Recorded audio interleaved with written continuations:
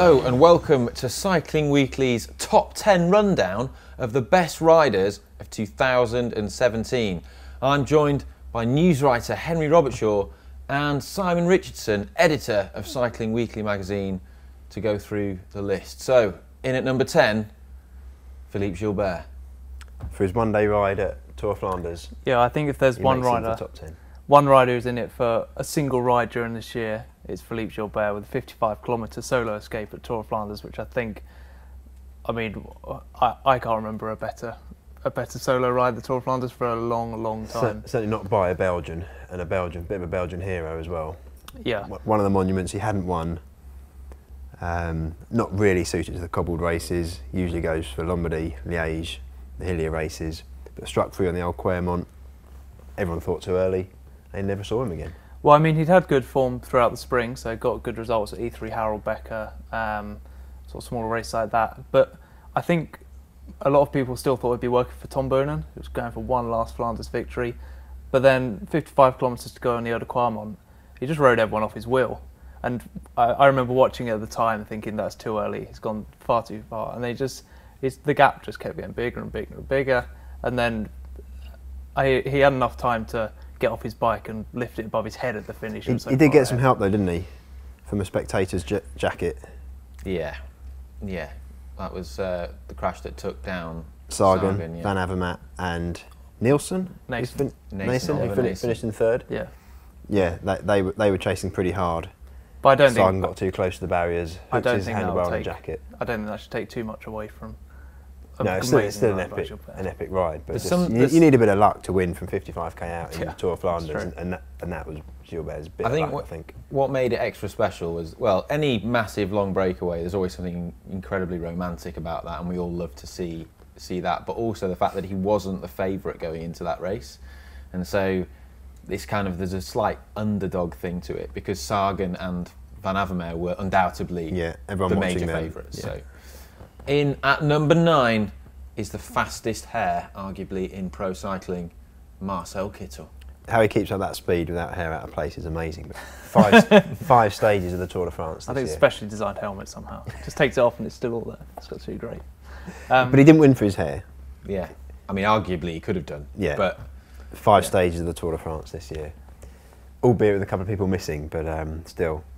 Yeah, I mean, well, with the Grand Depart in Germany this year, I think there was quite a lot of eyes on him and John Degenkolb to deliver a few results, and Kittel really didn't phase. I mean, he won, I think, the best of his 5 wins stage 2 into Liège. He came from so far back. He was so far out of position, and you watch on the overhead shot and just comes around the outside, and it's amazing. Those 5 wins just put him in such a great position for the green jersey, and we were end of week 2 and thinking this is nailed on, and then there was a great contest with Michael Matthews throughout. It was the best green jersey contest for years, wasn't it? Surprisingly. Him versus Michael Matthews. It was one of the best things about the Tour this year. 2 completely different riders, Marcel Kittel and Michael Matthews. Michael Matthews of Australia. They had a ding-dong battle for that green jersey. Sadly, Kittel crashed out towards the end, and it went to Matthews. But before then, it was great competition. So. Number 8, and it is the Shark of Messina, Vincenzo Nibali. Well, I think it's really a rider that over the years has just been the most consistent Grand Tour rider that we've seen probably in like the last 3 or 4 years. This year he was 3rd at the Giro, won a stage. He was 2nd at the Vuelta, won a stage. And whenever he enters a Grand Tour, you know he's going to be up there. You know he's going to be really challenging for the overall, and he proved that once again this year. Always on the podium, yeah. And then he finished the season off in fine style, winning the Race to the Falling Leaves. Il Lombardia to everybody else. But yeah, I mean, winning a monument as well and being up there as a Grand Tour contender is pretty spectacular. Yeah, not many guys do that these days, do they? And also, I think something that really stands out about Nibali is often in Grand Tours we see him not always have his way. Like, he's had some terrible luck. He'll have a bad crash, come down, lose a shed load of time, but rather than sort of jack it in, you can really see his mental resilience in his ability to come back and fight for a podium place. I think comes good in the last week. Yeah, I think he's also done really well considering the strength of his team. I mean, Bahrain Merida, they've got a decent budget, but they're a new team this year, and they weren't always there to support him, especially at the Vuelta when he's up against the might of Froome and Team Sky. that he was still able to, tactical nous and just pure strength, be able to gain time where it really mattered. And it's always an exciting rider to watch as well. You never know what's going to happen with Nibali. Number 7 on our list, and brace yourselves, I'm going to nail this pronunciation. Mikhail Kwiatkowski. I think we've probably had more discussion over how to pronounce his name rather than where he's going to come on the list. I'm pretty happy with that. Okay. I'm pretty happy with that. So he's in there for spring campaign? Yeah, well, two things really. Amazing spring campaign where he won Strade Bianche in really terrible conditions. I mean, there was those white roads are pretty grey by the end of the day. And Milan-San Remo as well. For sitting on Sagan's wheel and sprinting. Well, yeah, I think there's still as much debate over that as there was Sagan's crash at the Tour de France, really. Because Peter Sagan, after coming second, was complaining about Kwiatkowski and Alaphilippe sitting on his wheel and not coming round, as if they would contribute to one of the best sprinters in the world. Yeah. And then final sprint, Kwiatkowski won it. That's how to beat Sagan. It was an amazing finish, though. That that three-way shot of them like that. Yeah. It's great. On the same inch of tarmac, brilliant. But then in July, he transformed himself into an amazing domestique for Chris Froome. Yeah, it's something we've sort of always known that he had in the locker. So he's performed well in the Ardennes Classics, and a few years ago the Tour he was okay, but he was really super domestique this year. I think the one image that I really remember from his tour is on the Izoard, when he rode so deep that he came to a stop at the side of the road and put his foot down. I was like, that's pretty big commitment right there. Yeah. He was, I think, the most valued player award kind of thing for his domestiquing was. Domestiquing. Domestiquing. Yeah, I mean, and they'd spent a lot of. New word I was invented. But yeah, he was absolute standout as a domestique this year, and I think they are often the unsung heroes. You know, there's not many of the people in our list who've made the top 10 for domestiquing. And he hinted that it was a test of his own Grand Tour abilities for future years, didn't he? So he's obviously got an eye, like Geraint Thomas, to go for it himself in a few years. We'll look out for that. Or maybe sooner. Wow. Could be another leadership battle at Sky. Let's hope so. Yeah. Good story. Number 6, and it is Anamik ValveLerton, who miraculously recovered from that horrific faceplant crash in the Rio Olympics to have some massive success this year. Yeah, what a comeback. I know, well, she really proved herself to be one of the best time trialists in the world this year. I mean, she topped off her year at the World Championships in the rainbow jersey there. And also, of course, won La Course, which is not the best climber in the world. Well, we didn't think she was until turned up at La Course and dispatched all the best climbers in the world. She's worked hard on her climbing, hasn't she? Yeah, she has, this year. Yeah. I mean, there was cut the weight down because she didn't think she was a climber, but she lost a bit of weight, focused on her climbing, and hey presto, wins up the Izoard and goes on to win La Course. Whatever you think of that race, still the best riders were there, and she beat them all. And one of the phenomenal things about her ascent up called the Izoard in La Course was that it was actually faster than most of the men who did it in the Tour de France. So on the same day. Yeah. So yeah, and she was of course third at the Giro Rosa, third at Amstel Gold. And she was just, firing on all cylinders all year. Amazing all-rounder. 5th place on our list goes to a rider who's perhaps as well known for doing wheelies as he is for winning bike races. Not Tom Pidcock, but Peter Sagan. Yeah. But didn't win many bike races this year. By his fantastic standards, not as many as last year. Won the one that mattered right at the end of the year. Yeah, he's in here for that, isn't he? Yeah. Winning the 3rd World Champs in a row. Something that not even the great Eddie Merckx has done. Yeah. Just anonymous. Again, anonymous all day in the race, pops up and wins, denying a local win. Well, I think the race was 257.3k. I don't think I saw him until that last 500 metres. I didn't know he was in that front group. That is how to win a bike race like that. But earlier in the year, it seemed he won Kerner, but other than that, it wasn't really going that well for him, was it? Yeah, well, I mean, he was marked out of Milan-San Remo, as mentioned earlier. Tour of Flanders, he was crashed on the Eau de Quarmont, finished like on the 30th, I don't know, doesn't matter. And Tour then de France, of course. Tour de France. The DQ, the controversial DQ. That's now been ruled illegal or something like that. It used to me, bloody hell. Well, didn't they come back and say... Well, they said that they've just sort of putting it behind them and then making changes in the future. Making changes. Yeah. So they're like having a video referee. Right. So we were denied Sagan at the Tour de France this year, which was a shame for everybody. Yeah. number 4 on our list is Chris Froome. Now, he was a shoe-in for number 1, but Simon, what's the thinking now? Well, there's no easy way of explaining this one, is there? But with the results of his finding, an adverse analytical finding for salbutamol at the Vuelta,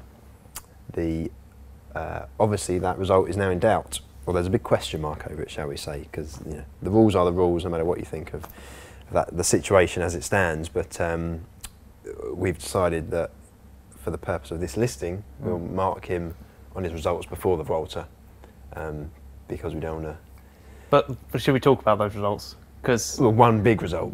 He won. His first race win was on 23rd of July, and that was the overall classification Tour de France. So pretty good win to start the year. Pretty quiet start to the year, but I think we can forgive him for that.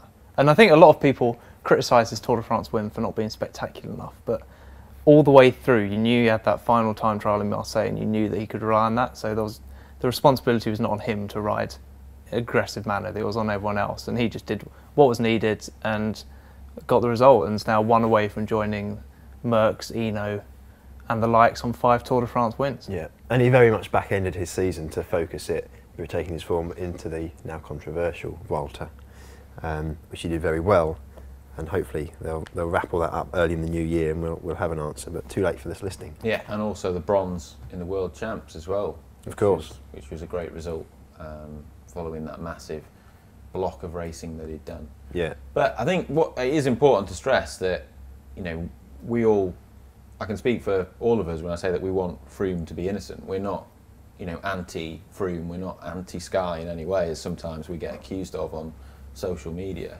But we just have to sort of take the situation as it is at the moment, and yeah, it's as simple as that. We should wait and see.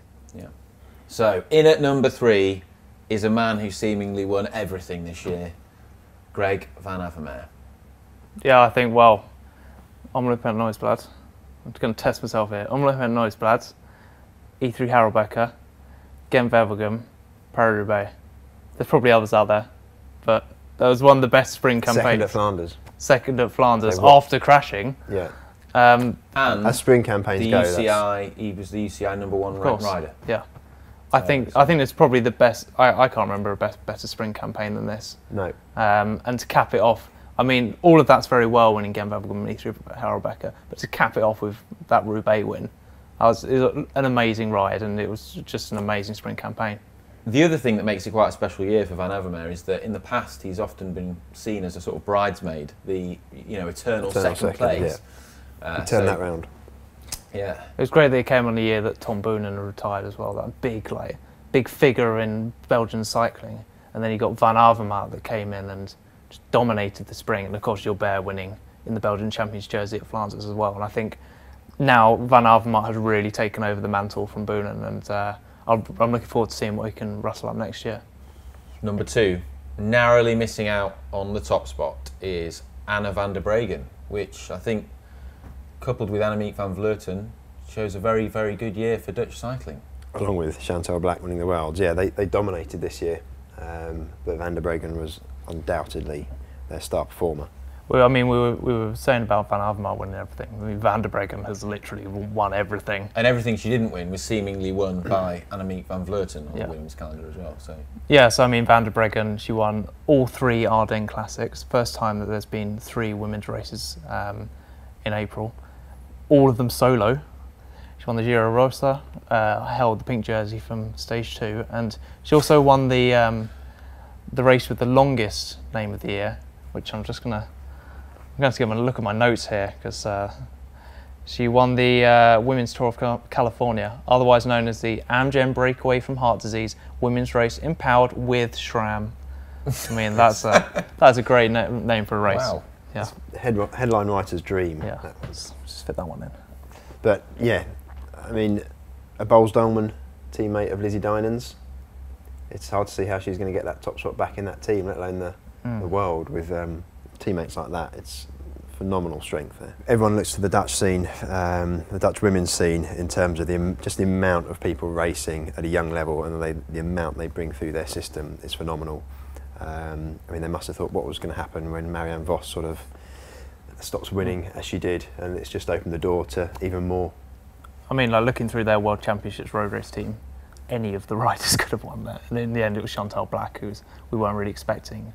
But I mean, there's such strength and depth there, and Van Breggen is really leading the charge, and she's just by far the best rider in women's cycling right now. So, guys, why is Tom Dumoulin our #1 ranked rider?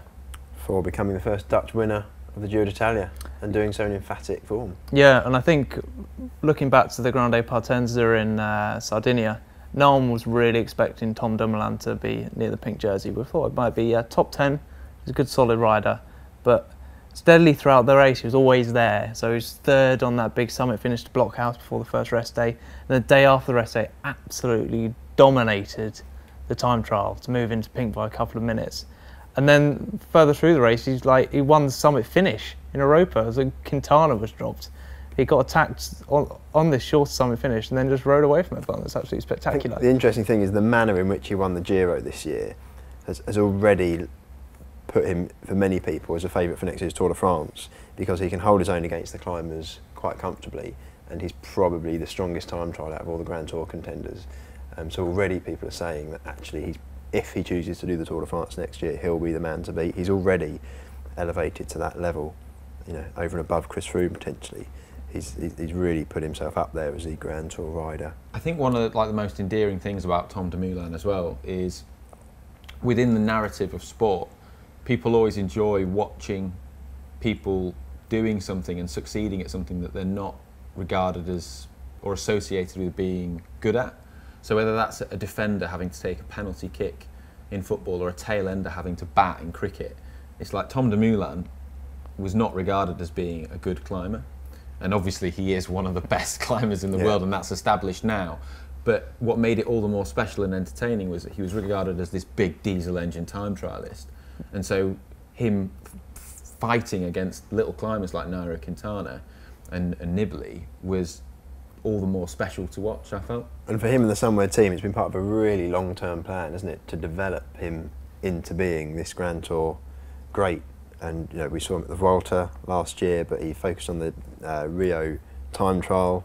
Actually, it was the Vuelta 2 years ago, wasn't it? He focused on the Rio time trial last year, came into this year looking at the Giro, and it's taken them a while to get there, but they've done it step by step, slowly, and the result was quite impressive. Then, of course, in Breggen, you know, it was a time trial performance, the likes of which we haven't seen since Cancellara in his pomp.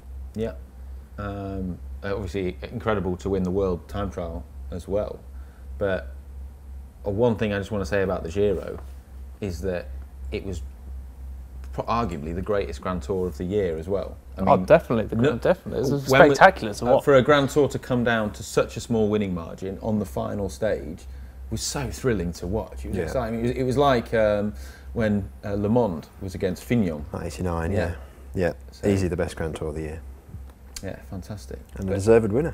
But the Giro was not the only race that Tom Dumoulin won this year. Bink Bank Tour. The Bink Bank Tour. That was a great race. That's the best name. That's the best. Yeah, I mean, we talk about the Amgen Breakaway, whatever, but the Bink Bank Tour, that's something else. That is.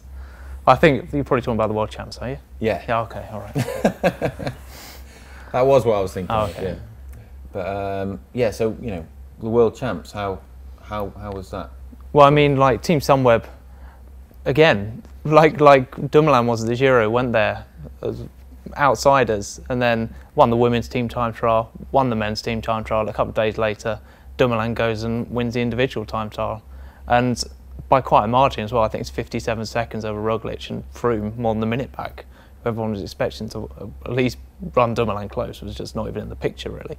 So a deserved winner, I feel, of our top 10 riders of the year. So that was our top 10, but we want to know who you think should be the winners. Let us know your top 3 riders in the comments section below, and also don't forget to subscribe to the Cycling Weekly YouTube channel. Well, until next time, see you later.